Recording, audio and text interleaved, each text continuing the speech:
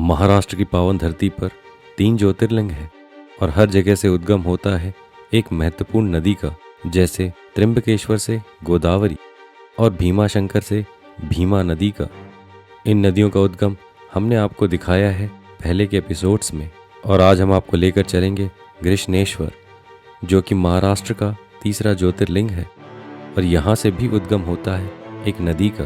तो इसलिए जितना भी जो मंदिर के पास से जो नदी बहती है तो ये पूरा एल गंगा बोल के गोदावरी नदी में जाके मिलती है।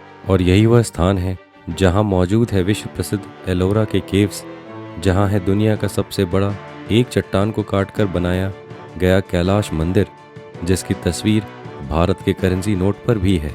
और पास ही है देवी अहिल्याबाई द्वारा बनाया गया 18वीं शताब्दी का वह कुंड, जो कि अत्यंत सुंदर और काफ़ी शीतल है। परंतु एलोरा के गुफाओं के ऊपर से बहकर निकलने वाली यह नदी आज कितनी दयनीय स्थिति में है, वह भी हम आपको दिखाएंगे। यह है गृष्णेश्वर और एलोरा की नदी येल गंगा का उद्गम स्थान।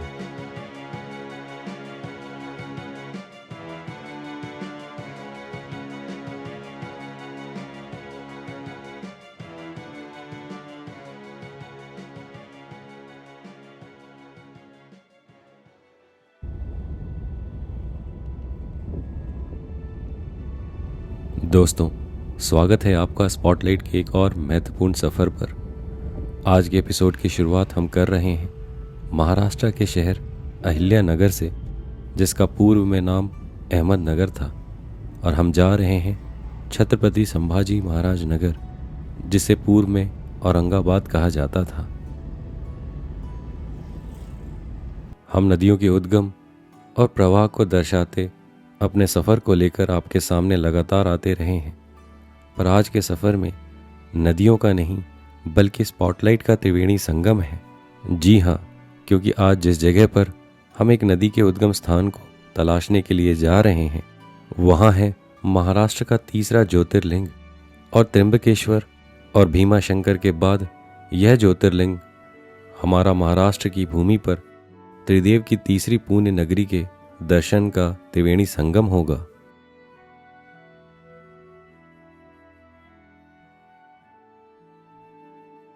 जैसे ही हम संगम की बात कर ही रहे थे, तो अहिल्यानगर को क्रॉस करने के कुछ दूर बाद हमें सड़क मार्ग पर बने पुल से ही नजर आया एक महत्वपूर्ण संगम स्थान,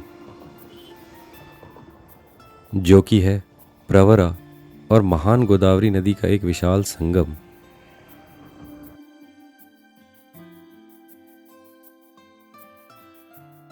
यह संगम स्थान एक स्थानीय तीर्थ भी है।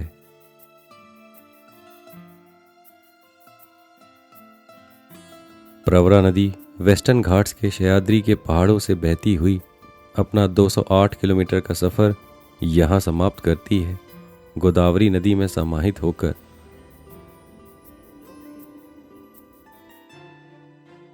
यह नदी गोदावरी की 7 महत्वपूर्ण सहायक नदियों में सबसे छोटी है। संगम स्थान पर मौजूद है घाटेश्वर महादेव मंदिर और मुक्तेश्वर महादेव मंदिर।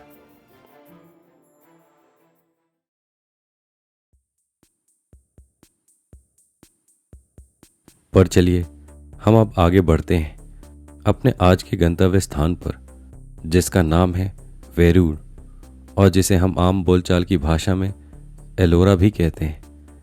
असल में वेरूळ या एलूरा का प्राचीन नाम था इल्लूरपुरम, जिसका रेफरेंस बड़ौदा के 812 के इंस्क्रिप्शन में है, और धीरे धीरे इसे लोग एलोरा कहने लगे, जिसे स्थानीय लोग स्थानीय भाषा में वेरूळ भी कहते हैं।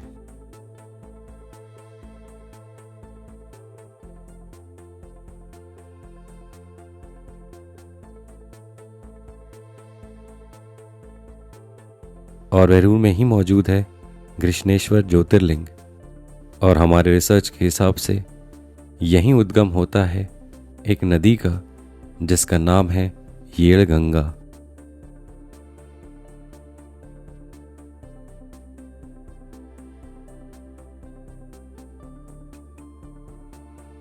शायद आप लोगों में से बहुत ही कम लोगों ने इस नदी का नाम सुना होगा, पर येल गंगा नदी के नाम पर ही येल्लूर, एल्लुपुरम यानी एलोरा का नाम पड़ा। और जैसा कि महाराष्ट्र की बाकी दोनों ज्योतिर्लिंग के पास उद्गम होता है महान नदियों का, जैसे गोदावरी और भीमा का, वैसे कृष्णेश्वर पर भी उद्गम होता है येल गंगा नदी का। और आज के सफ़र में हम पता करने की कोशिश करेंगे उसके उद्गम स्थान को। हम पहुंच चुके हैं वेरूळ में, जो कि मुंबई से लगभग 337 किलोमीटर और अपने नज़दीकी शहर छत्रपति संभाजी नगर से लगभग 30 किलोमीटर दूर है।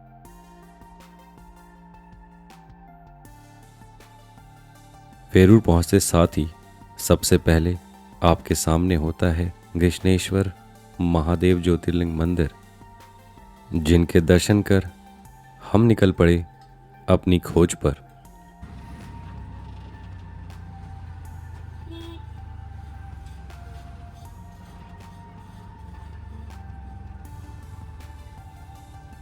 रविवार का दिन होने के कारण इस छोटे से गांव में बहुत भीड़ थी दर्शनार्थियों की, और साथ ही एलोरा केव्स को देखने वालों की वजह से भी, जिसकी वजह से यहाँ काफ़ी ट्रैफिक था।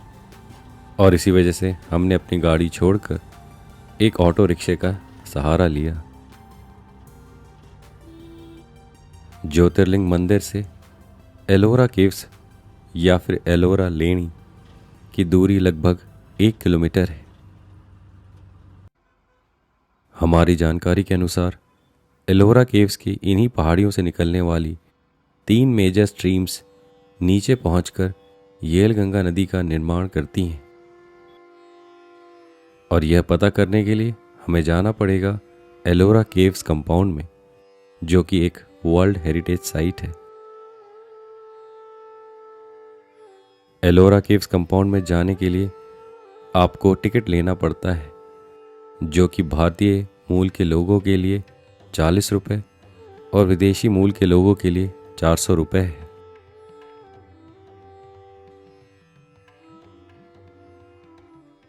और एलोरा केव्स कंपाउंड में पहुंचते साथ ही जो संरचना आपको सबसे पहले दिखती है वह आश्चर्यचकित कर देने वाली कैलाश मंदिर।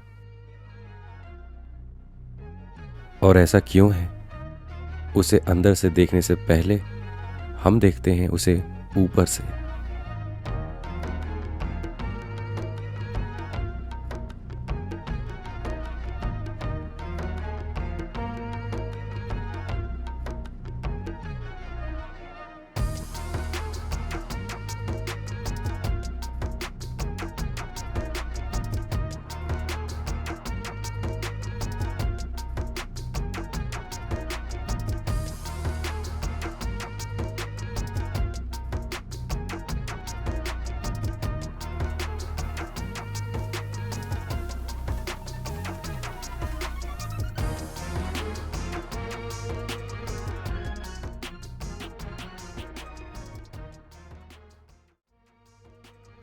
एलोरा गुफा समूह का कैलाश मंदिर विश्व का सबसे बड़ा मोनोलिथिक स्ट्रक्चर यानी एक पत्थर पर तराशी अखंड संरचना है, जिसके ऊपर से नीचे की ओर इन बसाल्ट की चट्टानों को तराश कर बनाया गया है।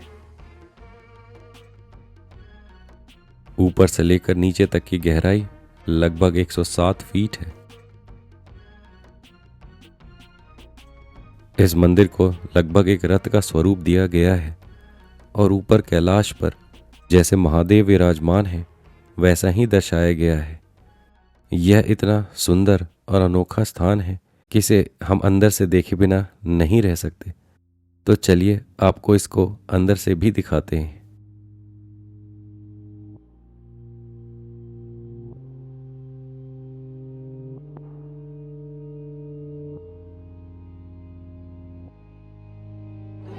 पक्षियों को दिखाया गया water birds as if they are sucking droplet from the leaves. और ये 2 हाथी पानी भर रहे मटकियों में, भर के पास ऑन कर रहे बड़े हाथियों को, और वो अभिषेक दे रहे हैं लक्ष्मी जी का। सुपर। इसलिए उन्हें गजलक्ष्मी कहते हैं। 4 हाथियों का अभिषेक दे रहे हैं। तो पानी पानी एक हमारा इम्पोर्टेंट पार्ट होता है लाइफ का।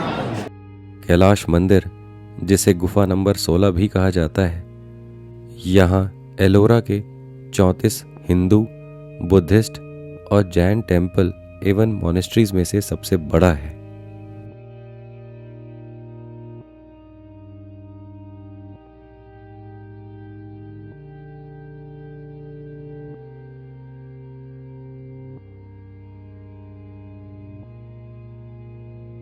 इस मंदिर का निर्माण 8वीं शताब्दी में किया गया था राष्ट्रकूट शासक कृष्णा वन के द्वारा।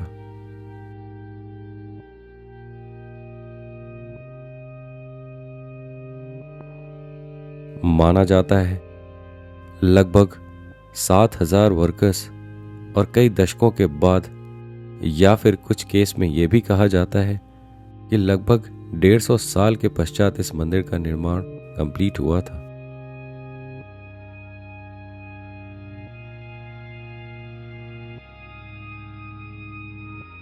बड़ौदा में मिले कॉपर प्लेट इंस्क्रिप्शन में करका राजा 2, जो कि 9th सेंचुरी के राष्ट्रकूट के शासक थे,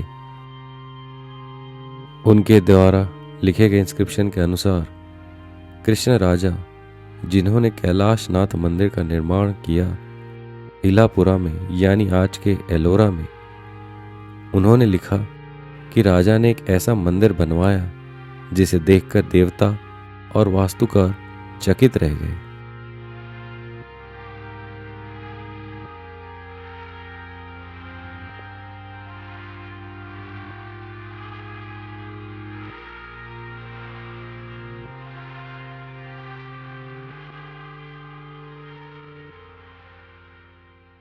भारत के 20 रुपए के करेंसी नोट पर कैलाश मंदिर के इसी हिस्से को दिखाया गया है।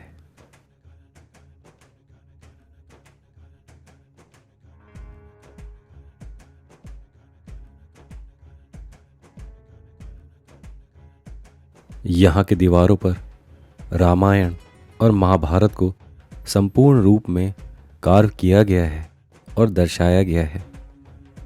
सामने की तरफ जहाँ अभी आप देख रहे हैं वहाँ रामायण का, और मंदिर की दूसरी तरफ महाभारत के संपूर्ण दृश्यों का अवलोकन कर उसे वहाँ कार्व किया गया है।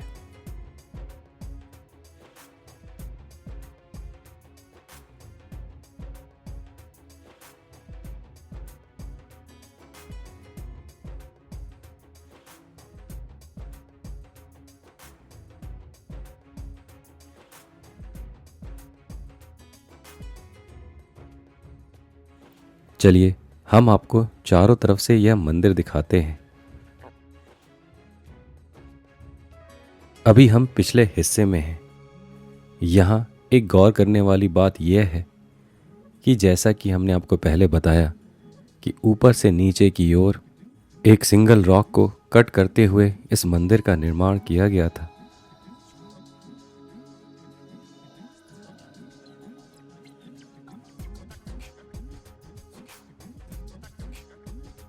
यह निर्माण आर्किटेक्चर की दृष्टि से इतना अच्छा था कि इसे नीचे पिलर के सपोर्ट की ज़रूरत नहीं थी।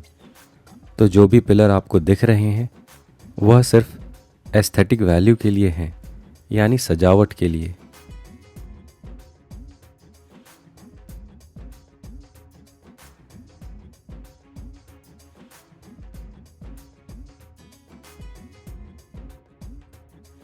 ऊपर के हिस्से में एक तरफ भगवान विष्णु के कई रूपों को दिखाया गया है, तो दूसरी तरफ भगवान शिव और माँ पार्वती के रूपों को।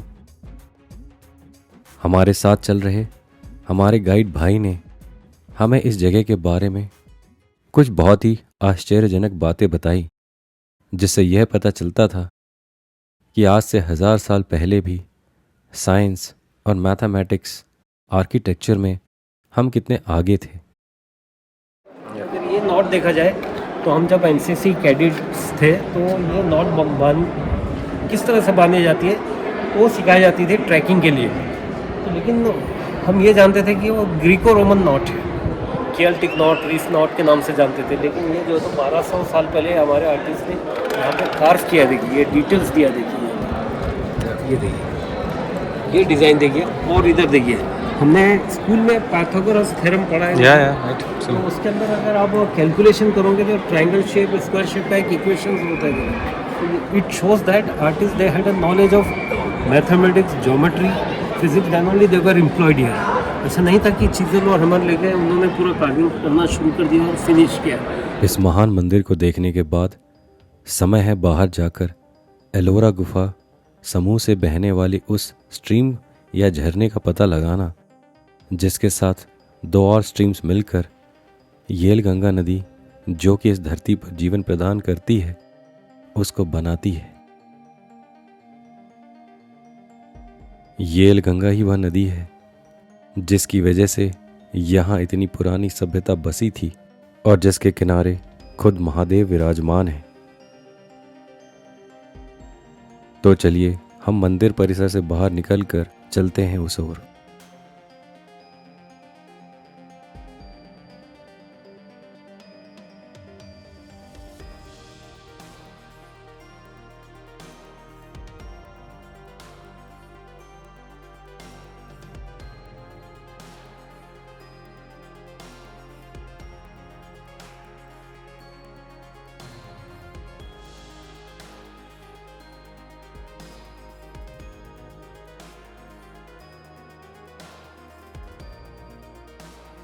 बाहर निकलकर हम जिस दिशा में जा रहे हैं वहाँ पर बुद्धिस्ट केव्स और बुद्धिस्ट मॉनेस्ट्रीज और मॉन्क्स के रुकने के लिए हॉस्टल्स हैं, जो कि पहाड़ काटकर बनाए गए थे।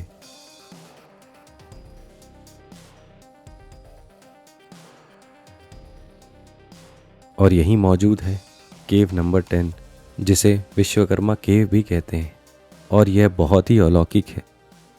यह एक बुद्धिस्ट केव है और यह एक प्रार्थना की जगह है जहां मॉन्क्स प्रार्थना किया करते थे, और यहाँ भगवान बुद्ध की प्रतिमा प्रीचर यानी उपदेश देते हुए स्थिति में बनाई गई है।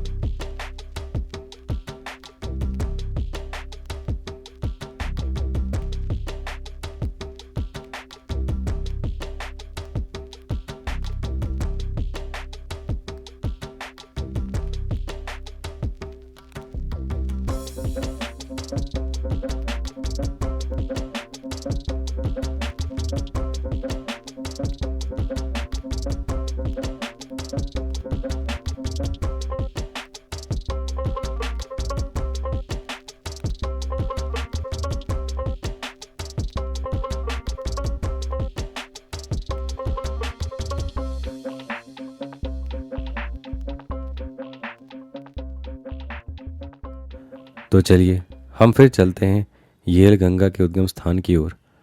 पर नदी की रचना को समझने के लिए आपको इस मैप को देखना होगा। के अंदर जो येल गंगा जो नदी का नाम दिया, ये स्ट्रीम सही है, 4 जगह से बहती है। One from cave number 5, another from cave number 16 और केव नंबर 29। ये सबसे बड़ी स्ट्रीम बहती है और इसको एक स्ट्रीम आके मिलती है। तो इन सभी स्ट्रीम्स को मिला के येल गंगा लोकल लोगों ने इसका नाम दिया है, लोकल पब्लिक ने। तो इसलिए जितना भी जो मंदिर के पास से जो नदी बहती है तो ये पूरा येल गंगा बोल के गोदावरी नदी में जाके मिलती है। तो दोस्तों, आखिरकार हम उस स्थान पर पहुंच गए जहां होता है येल गंगा का उद्गम, या फिर कह लें पहली बार वह धारा जो कि येल गंगा का निर्माण करती है वह यहाँ से निकलती है।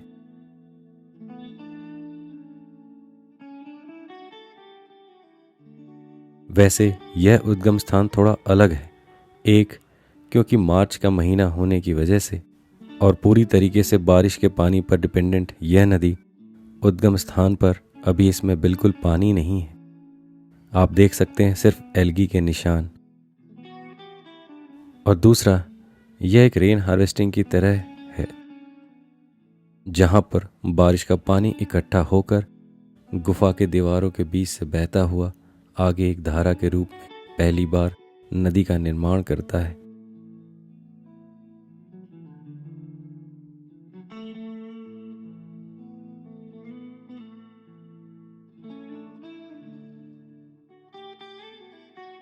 हम आपको इस नदी का पूर्ण स्वरूप भी दिखाएंगे, जो कि उद्गम स्थान से सिर्फ 500 मीटर पर ही नज़र आता है, और यह कृष्णेश्वर मंदिर के पास ही है और हम वहाँ पैदल ही चलते हैं।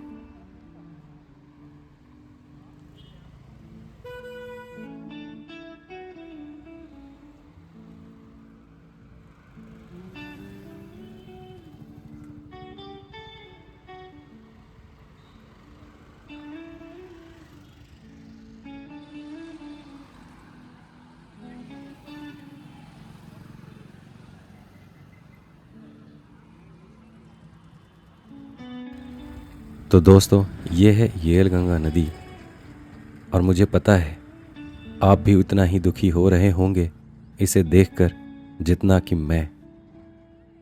हमने कितने नदियों का उद्गम और यात्रा आपको दिखाया है, पर ऐसी दयनीय स्थिति हमने पहली बार देखी, जहां नदी अपने उद्गम स्थान के पास ही लगभग खत्म हो जाती है। और सोचिए, एक समय यह नदी इतनी पवित्र थी, इसका जल महादेव को चढ़ाया जाता होगा, क्योंकि यह ज्योतिर्लिंग से लगभग लगा हुआ ही है।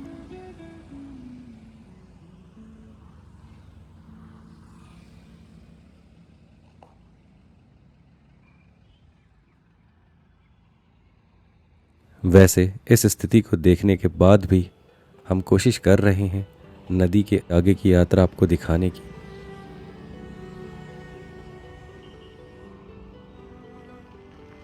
और इस यात्रा की शुरुआत में ही हम वेरूर के अंदर ही पहुंचते हैं एक ऐसे स्थान पर जिसका नाम है देवी अहिल्याबाई कुंड, जिसमें पानी येल गंगा द्वारा सिंचित इस धरती की वजह से ही है।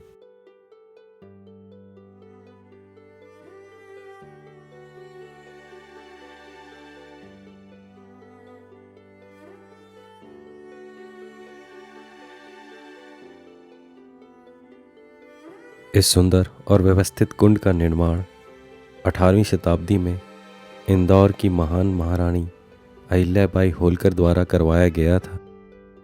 यह कुंड भी प्रसिद्ध कृष्णेश्वर मंदिर के बिल्कुल समीप ही है।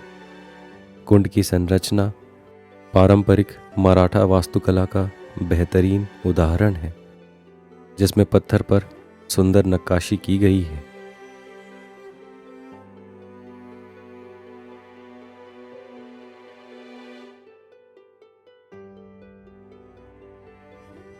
महारानी अहिल्याबाई ने इसे श्रद्धालुओं की सुविधा और धार्मिक अनुष्ठान के लिए बनवाया था।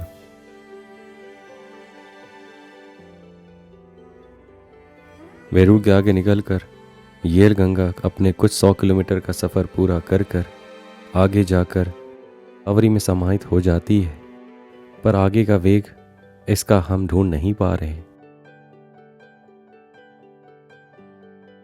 शायद बरसात में कम से कम इस नदी को बहते हुए हम देख पाए।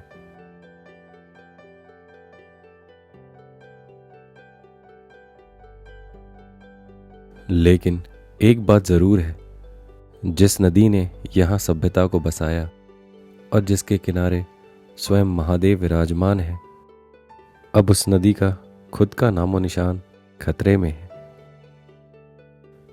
इसी के साथ आपसे विदा लेते हैं, इस वादे के साथ कि अगले एपिसोड में आपसे फिर मुलाकात होगी। तब तक के लिए नमस्कार।